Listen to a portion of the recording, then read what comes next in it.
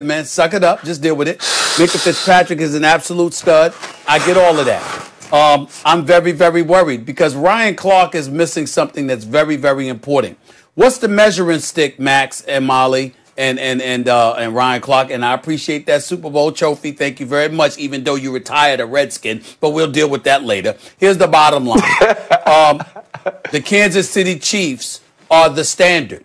When I look at the Pittsburgh Steelers, I'm asking myself, what are the chances that this number 3 defense against the pass, this number 7 defense against the rush, the number 1 defense in points allowed in the entire NFL, what are they going to do with those brothers? That's my measuring stick. So when I look at it from that perspective and I see the Steelers bending a lot, but not necessarily breaking. I'm seeing your boy, Ben Roethlisberger, even though he's playing like an MVP candidate, in a game, in a time in the season where 1 mistake or 2 mistakes will definitely cost you. I'm seeing some of the things that he does, some interceptions that should have taken place, some ill-advised throws, etc., etc. It makes me a bit nervous. The Steelers are a big-time team. I'm very proud of them. I know they're going to go to the playoffs. I believe they'll win at least a game in the playoffs. But I'm looking at them, and the measuring stick is, what are their chances to knock off the Kansas City Chiefs? And if I think those chances are slim to none, and we're looking at them overrated and talking about them at 16-0, how they overrated, it gives me cause to pause. That's where I'm at. Well, I didn't say they were overrated. They said, are you leaning more towards underrated or overrated? When you look at them being undefeated, you're talking about a team that could go 16-0. You're talking about, oh my God, Super Bowl champions. I don't view them that way. I just don't. First of all, Ryan, let me explain. I am loath to defend Stephen A. Smith, but let me explain what's the psychology, what's going on. He's a Steelers fan. He's trying not to jinx him. Stephen A., I see what you're doing. Don't worry about that, man. I got you. The bottom line is if you're forced to say either under or overrated, what are they closer to? The answer is they're closer to underrated because no one really believes in them. And this is something I talked about this theory before on the air. With teams or with fighters, Ryan, I know you're big into combat sports. Stephen A., so are you. With teams or with fighters, overwhelming offense will always be overrated. Because when they come up against mediocrity, mediocrity can't do anything to stave off the overwhelming offense. They get blown away. But great well-roundedness, mediocrity can hang around with it for a while, not get as embarrassed as when they go up against, overwhelming offense. So what did this Pittsburgh Steelers do in the 2 games they had on the schedule that were tough, right? In their tough games, Ravens and Titans, they won them both, and those are very tough games, but they were close. You know what they reminded me of? The way the New England Patriots used to win games for so many years, right? Especially before Tom Brady became the crazy, record-setting passing Tom Brady and was much more of a game manager first part of his career, right? The Patriots would win like that, and you got the feeling every time, like, damn, that other team was more talented. How did they just do that? What about when they played the Greatest Show on Turf? Greatest Show on Turf, oh my God, what an offense. As usual, great overwhelming offense. Patriots really well-rounded, but they beat them. Guys, why do you think Evander Holyfield was such a big underdog against Mike Tyson once upon a time? Great well-roundedness versus great overwhelming offense. But the well-rounded fighter or team is usually underrated. It is the case here. The Steelers are excellent against the run. They're excellent defensively, period. They've had some special team struggles recently, but when they needed the special teams to show up, they did against the Titans. That was the difference in the game. Offensively, we know what they can do. They have some dynamism on offense. Big Ben's been playing well. They have experience there under center. Guys, the Pittsburgh Steelers are probably the most well-rounded team in the NFL, and that's why people don't really believe. But I'm telling you right now, they're among the best teams, and if I have to say, are they over or under? They are underrated. Listen, I agree with Max. I believe they're underrated because we aren't talking about this team. We are talking about this team in the way that you just did, Stephen A. No one is singing the 2007 New England Patriots praise. No one's saying that this team will have Mercury Morris crying in his champagne. Mercury Morris won't get to make a rap about the 72 Dolphins. Nobody's saying that. Because we're watching them play games and we're watching them make plays in situational football moments that allow them to win. They aren't blowing people out. It's not pretty. Patrick Mahomes isn't playing quarterback, or Russell Wilson isn't playing quarterback. But all they've done is 10 times they've lined up people in front of them, and 10 times they've beaten that team. Because what happens is sometimes you're going to have a bad day. Every now and then you have a letdown. But there's only been one team in the entire NFL that has never had such a big letdown that they caught an L. This is a very good football team. And Minkah Fitzpatrick, and I have been back and forth with him. At the beginning of the year, he wasn't making the plays on the football. And I was like, I don't know if the tips can continue. And dude just finds the ball. Dude just makes plays. TJ Watt is going to be a perennial defensive player of the year contender. Cam Hayward is a stalwart in the middle. And then offensively, and you watched the game last night, right? The Kansas City Chiefs won because the Las Vegas Raiders scored too fast. That's it.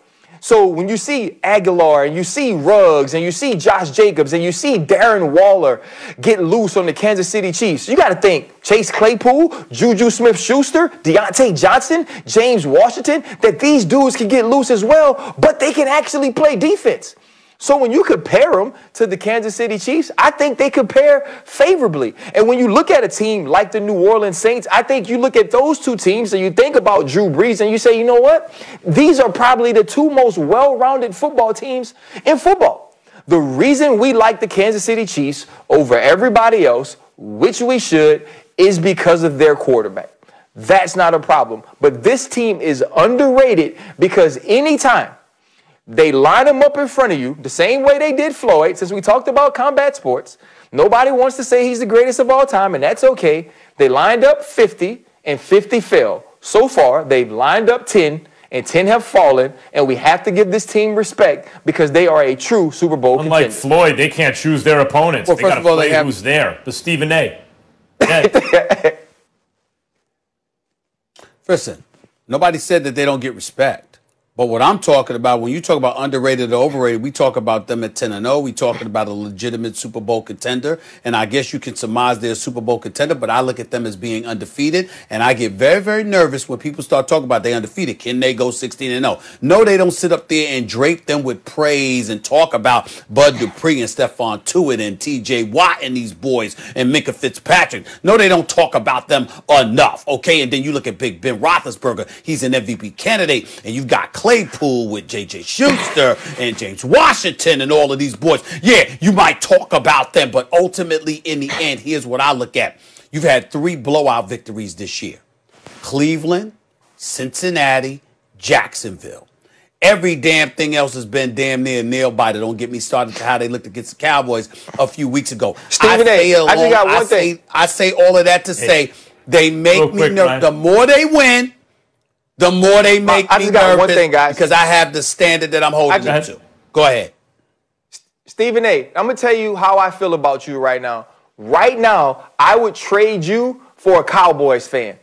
I would take a Cowboys fan into Steeler Nation. I know how you feel about them and give you to the Dallas Cowboys. That's how awful you are being as a fan right now. You shouldn't get to talk about Can I respond to that? Can I respond to that? Can I respond to that? Yeah, go ahead. May I respond? I don't give a damn what you feel. I don't give a damn who you trade me to. I mean, what do you think I care what you say? When you're a Super Bowl champion with the Pittsburgh Steelers and you just started praising them 3 weeks ago.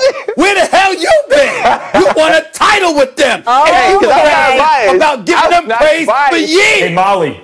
So I don't care. Molly, can I show you one thing real quick? Hey, Ryan, where are you from? Yo, I'm from New Orleans. Where are you from, Ryan?